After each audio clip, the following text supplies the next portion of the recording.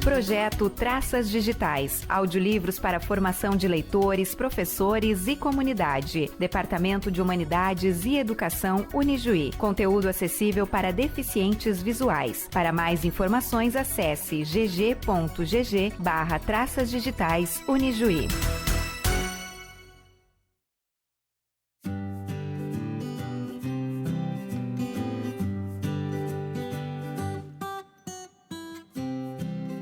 Meu nome é Gustavo Serves de Camargo, da Escola Otávio Caruso Brochado da Rocha de Juí. Filho da Gabriela de Lima Barreto. Absolutamente não pode continuar assim. Já passa? É todo dia? Mas é meu filho, minha ama. E o que tem isso? Os filhos de vocês agora têm tanto luxo. Antigamente criavam-se à toa. Hoje é um Deus nos acuda.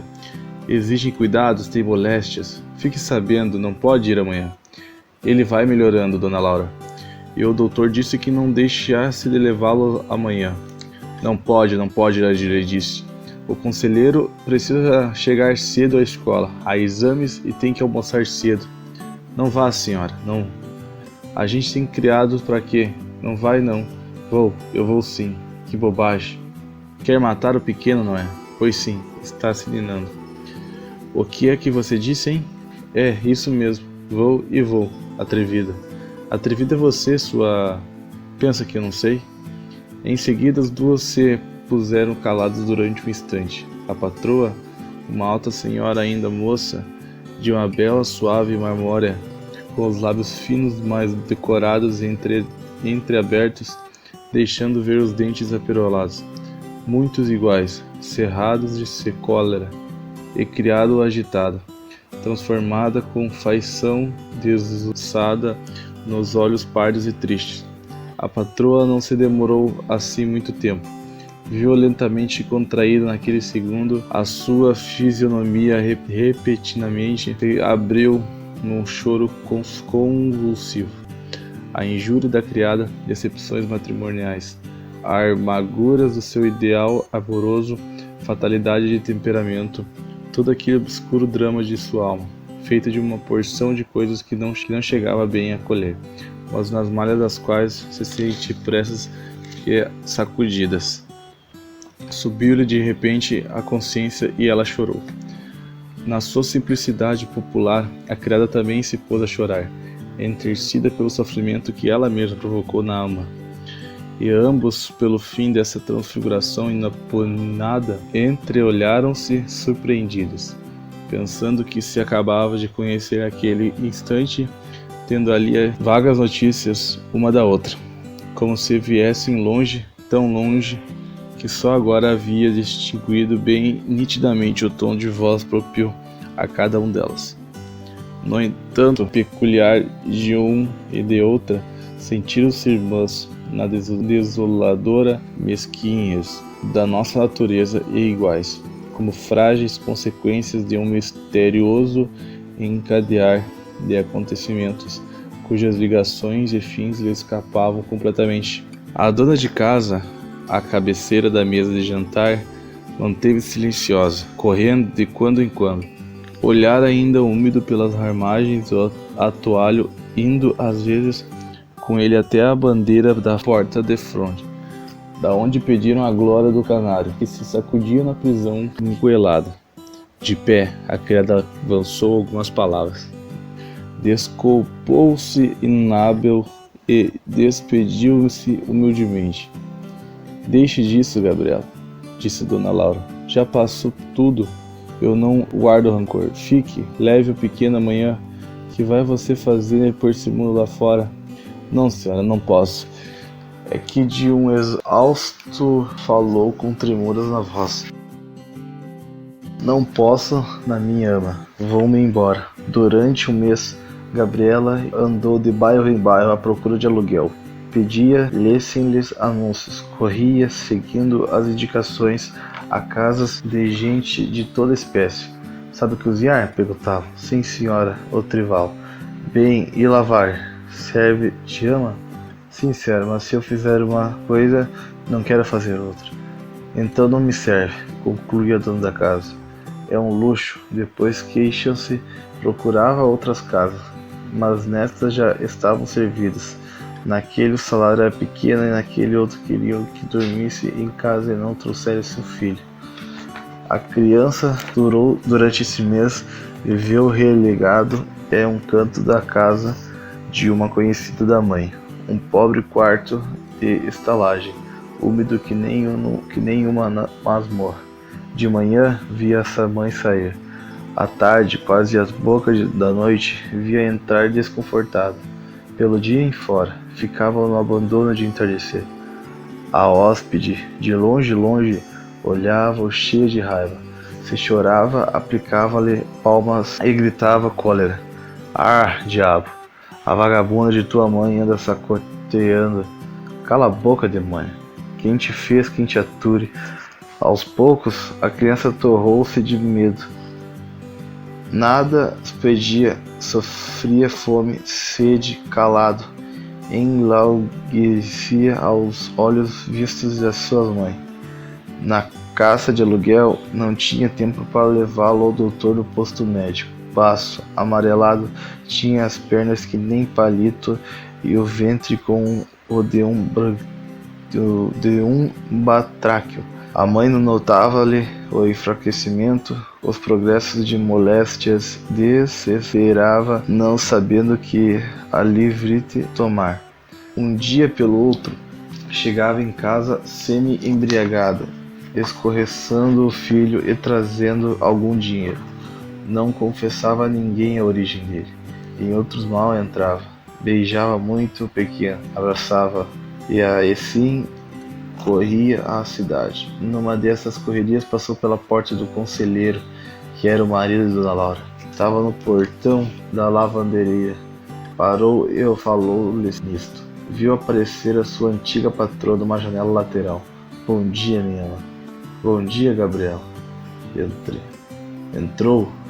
A esposa do conselheiro perguntou-lhe se já tinha emprego. Respondeu-lhe que não. Eu ainda não arranjei cozinheira. Se tu queres. Gabriela quis recusar, mas a dona insistiu.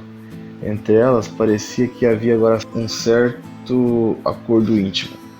Uma que de muita proteção e simpatia.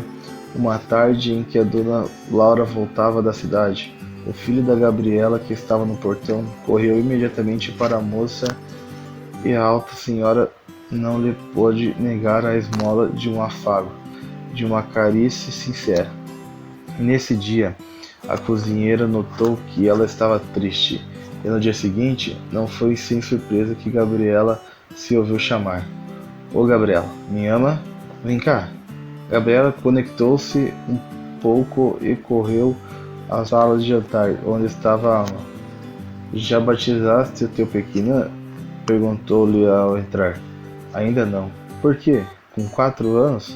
Por quê? Porque não houve ocasião. Já tens padrinho? Não, senhora. Bem, eu e o conselheiro vamos batizá-lo. Aceitas? Gabriela não sabia como responder. Balbuciou alguns agradecimentos e voltou ao fogão com lágrimas nos olhos. O conselheiro a condescendeu e cuidadosamente começou a procurar um nome adequado. Pensou em Huáscar, Ataliba, Guatemuzin, consultou o dicionário procurando nomes históricos, afinal resolveu-se por Horácio, sem saber porquê. Assim se chamou e cresceu. Conquanto tivesse recebido um tratamento médico regular e a sua vida na casa dos conselheiros fosse relativamente confortável, o pequeno Horácio não perdia nem a reserva, nem o enfesado dos seus primeiros anos de vida. À proporção que crescia, os traços se desempenhavam alguns finos, o corte da testa, límpida e particulares, principalmente quando calado e concentrado. Não obstante, era feio, embora simpático. Pelos 6 anos mostrava-se taciturno, reservado e tímido, olhando interrogativamente as pessoas e coisas, sem articular uma pergunta. Lá vinha um dia, porém, que Horácio rompia numa alegria ruidosa. Punha-se a correr, a brincar, a cantarolar pela casa toda, indo do quintal para a sala satisfeito e contente, sem motivo e nem causa. A madrinha espantava-se com os cestos bruscos saltos de humor. Queria entendê-los, explicá-los e começou por se interessar pelos seus trajetos. Um dia, vendo a afilhada cantar, a brincar muito contente, depois de uma porção de horas de silêncio e calma, correu ao piano e acompanhou-lhe a cantiga. Depois emendou com uma área a qualquer. O menino calou-se, sentou-se no chão e pôs-se a olhar, com olhos tranquilos e calmos. A madrinha, inteiramente delito nos sons que saíam dos seus dedos, e quando o piano parou, ele ainda ficou algum tempo esquecido naquela postura, com o olhar perdido numa cisma sem fim. A atitude imaterial do menino tocou a madrinha, que o tomou seu colo, abraçando e beijando, num afluxo de ternura e que não era estranho os desastres de uma vida sentimental. Pouco depois, a mãe lhe morria. Até então vivia numa semi-domesticidade. Daí em diante, porém, entrou completamente na família do conselheiro Calaço. Assim, isso, entretanto, não lhe retirou a taciturnidade e a reserva. Ao contrário, fechou-se em si e nunca mais teve crise de alegria.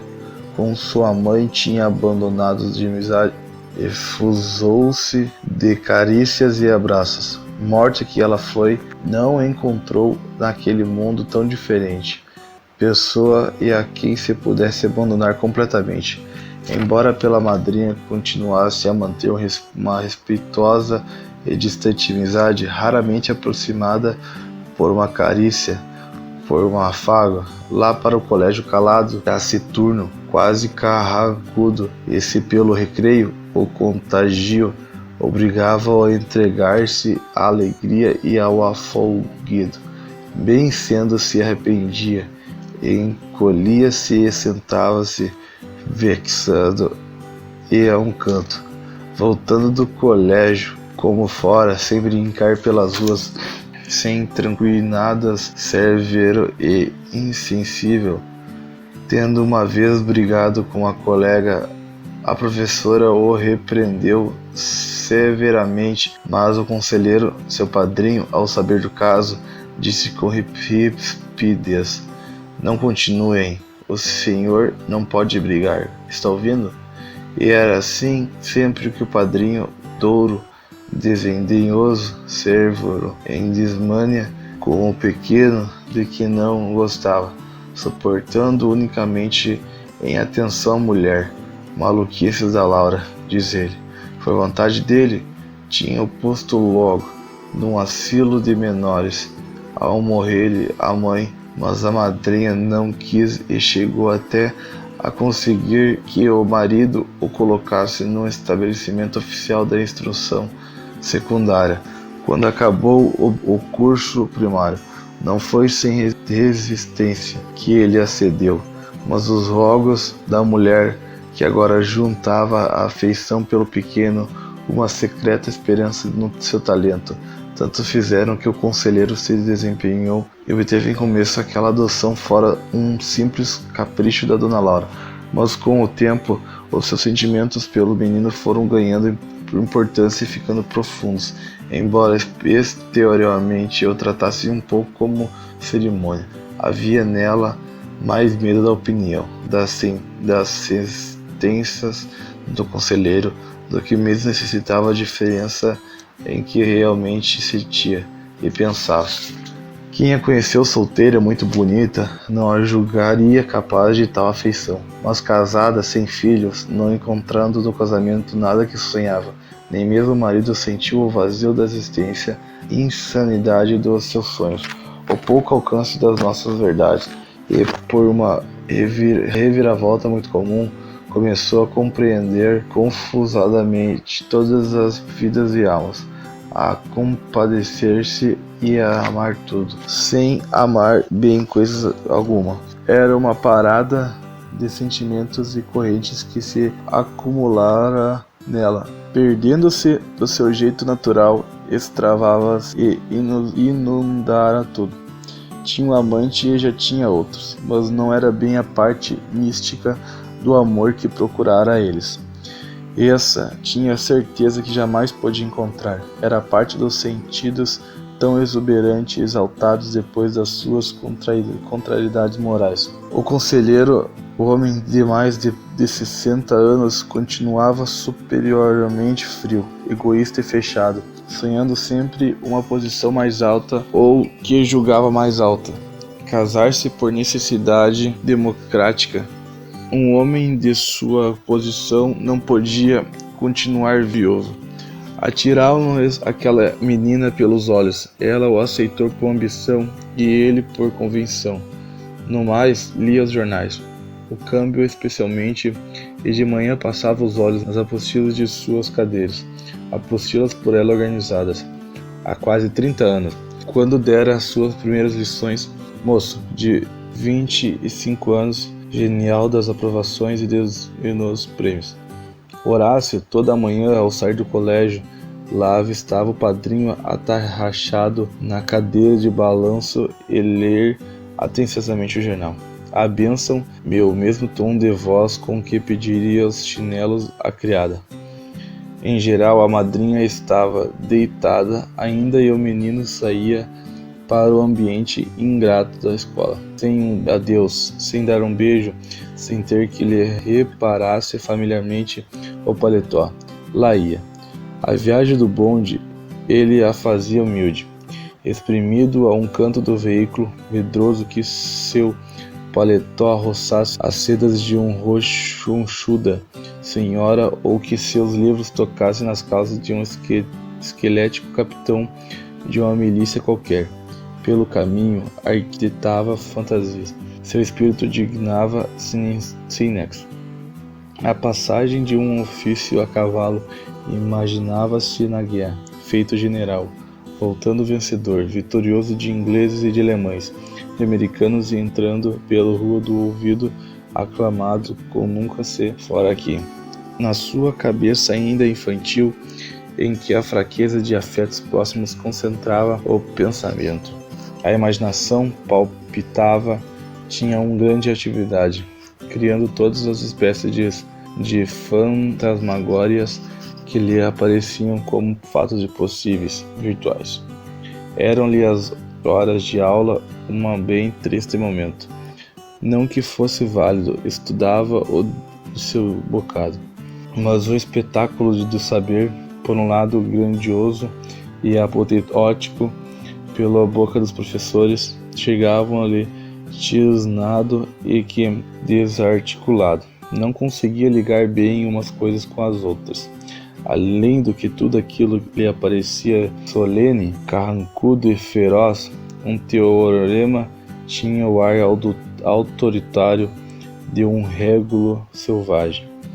E aquela gramática cheia de regrinhas, de exceções, uma coisa cabalística, caprichosa e sem aplicação útil. O mundo parecia-lhe uma coisa dura, cheia de arestas constantes, governado por uma porção de regrinhas de 3 linhas, cujo segredo e aplicação estavam entregues a uma casta de senhores, tratáveis uns, secos outros, mas todo velhinho e indiferentes. Aos seus exames ninguém assistia, nem por eles alguém se interessava. Contudo, foi sempre regularmente aprovado. Quando voltava do colégio, procurava a madrinha e contava-lhe o que se dera nas aulas. Narravam-lhe pequenas particularidades do dia, as notas que obtiveram e as travessuras dos colegas. Uma tarde, quando isso ia fazer, encontrou Dona Laura atendendo a uma visita. Vendo-o entrar e falar à dona da casa, tomando-lhe a bênção, a senhora estranhou, perguntou: "Quem é esse pequeno?" "É meu afilhado", disse-lhe Dona Laura. "Teu afilhado?" É sim. É o filho da Gabriela." Horácio ainda esteve um instante calado, e depois chorou nervosamente. Quando se retirou, observou a visita à madrinha. "Você está criando mal a esta criança. Faz-lhes muitos mimos. Está lhe dando nervos." "Não faz mal. podem levá-lo longe. E assim corria a vida do menino em casa do conselheiro. Um domingo ou outro, só ou com um companheiro, vagava pelas praias, pelos bondes e pelos jardins. O jardim botânico era-lhe preferido. Ele e o seu constante amigo Salvador sentavam-se a um banco, conversavam sobre os estudos comuns, maldiziam este ou aquele professor.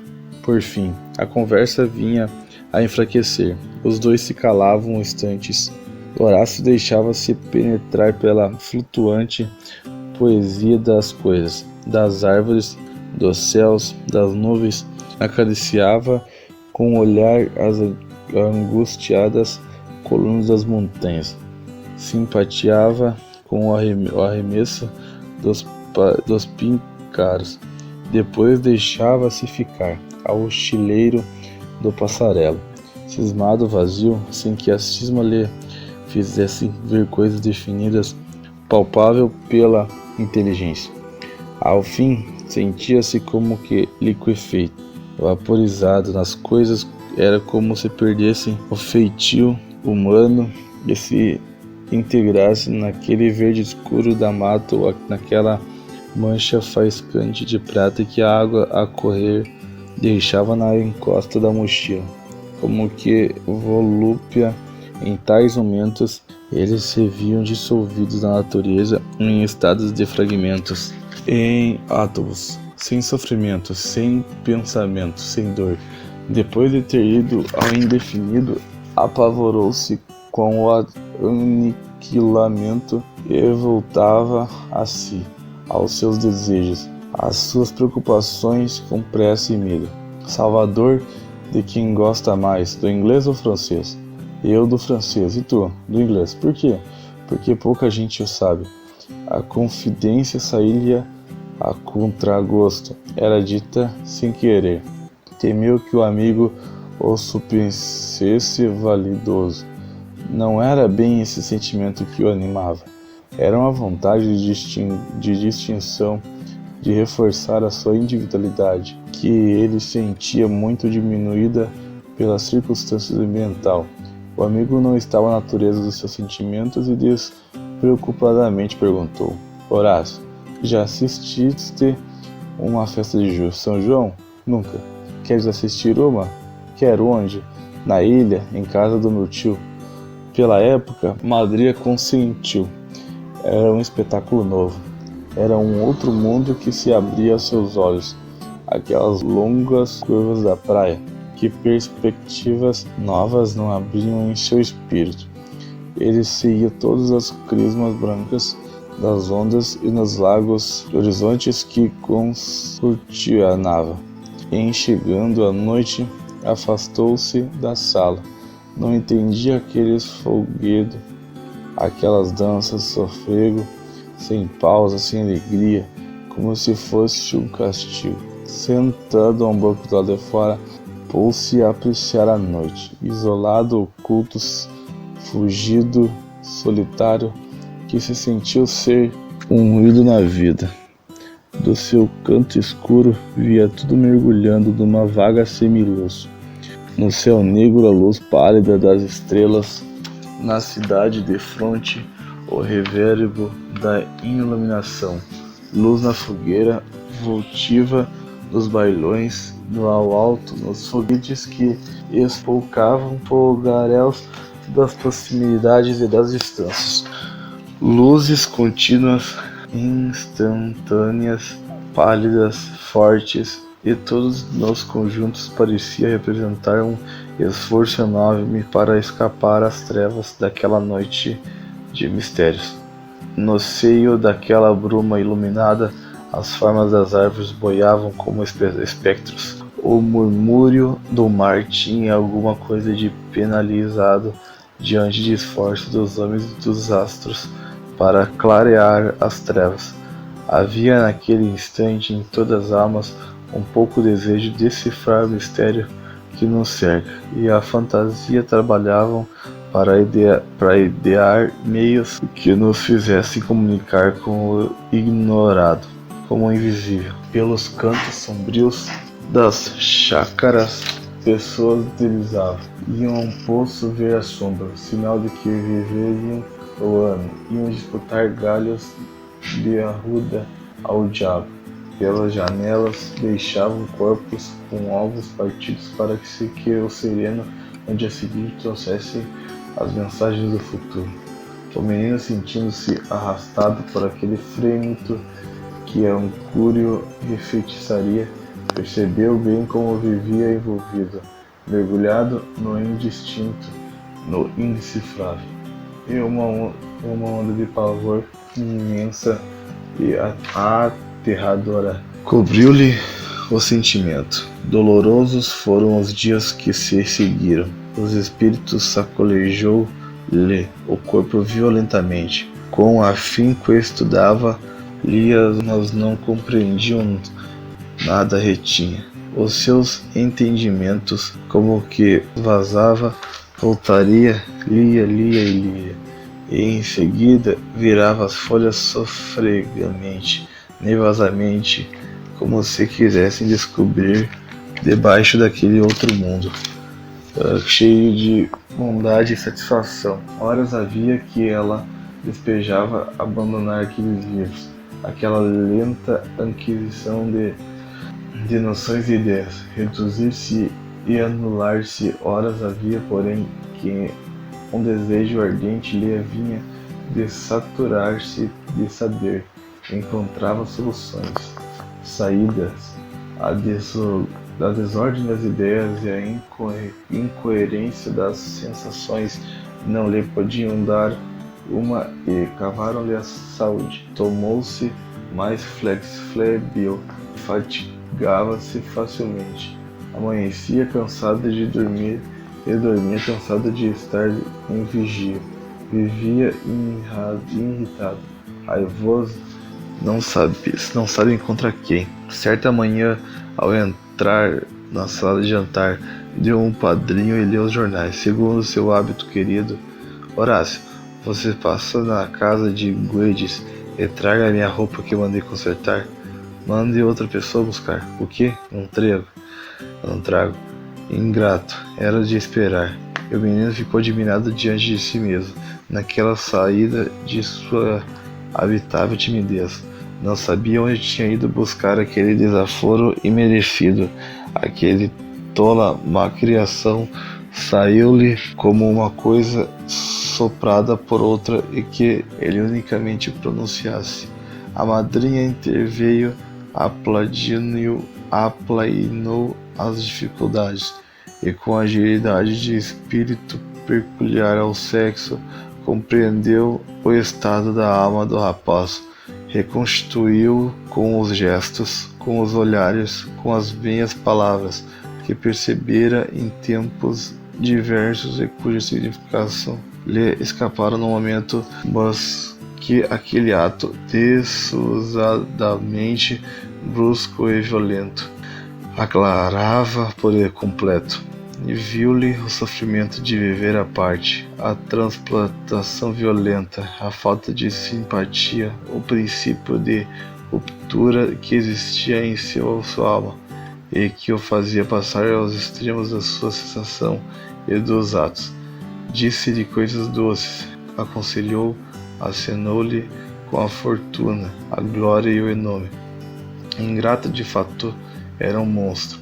Os padrinhos lhe tinham dado tudo, educado e instruído, fora sem querer, fora sem pensar, e sentia bem em sua reflexão não entrara em nada daquela resposta que dera ao padrinho. Em todo caso, a inteligência devia acusar-se de uma fundamentalmente mal. Pela segunda aula pediu licença. Sentiu-se doente, doía-lhe a cabeça e parecia que lhe passava um archote fumegante pelo rosto. Já Horácio? Perguntou a madrinha, vendo-o entrar. Estou doente. E dirigiu-se para o quarto. A madrinha seguiu. Chegando o que foi, atirou-se à cama, ainda meio vestido. Que é que você tem, meu filho? Dores da cabeça, um calor. A madrinha tomou-lhe o pulso, assentou as costas da mão na testa e lhe disse ainda algumas palavras de consolação, que aquilo não era nada, que o padrinho não lhe tinha rancor que sossegasse. O rapaz, deitado com os olhos semicerrados, parecia numa voz, voltava-se de um lado para o outro, passava a mão pelo rosto, arquejava e debatia-se. Um instante pareceu sossegar, ergueu-se sobre o travesseiro e chegou a mãe aos olhos, no gesto de quem quer avistar alguma coisa ao longe. A estranheza dos gestos assustou a madrinha. Horácio, Horácio, estou dividido. Não sai sangue. Horácio, Horácio, meu filho. Faz sol, que sol. Queima, árvores enormes, elefantes. Horácio, que é isso? Olha, é tua madrinha. Homens negros, fogueiras. Um se entorce. Que coisa. O meu pedaço dança. Horácio, geniorava. Traga água de flor. Depressa, um médico. Vai chamar Genoava. Já não sei o mesmo, é outro lugar. Mudou. Uma casinha branca, carros de bois, nozes, figos, lençóis. Acalma-te, meu filho. Ué, os dois brigaram. Daí em diante a prostração tomou-a inteiramente. As últimas palavras não saíam perfeitamente articuladas. Parou de sossegar. O médico entrou, tomou a temperatura, examinou e eu disse com a segurança máxima: não se assuste, minha senhora. É delírio febril, simplesmente. Dê-lhe o purgante depois das cápsulas, que em breve estará bom. Fim.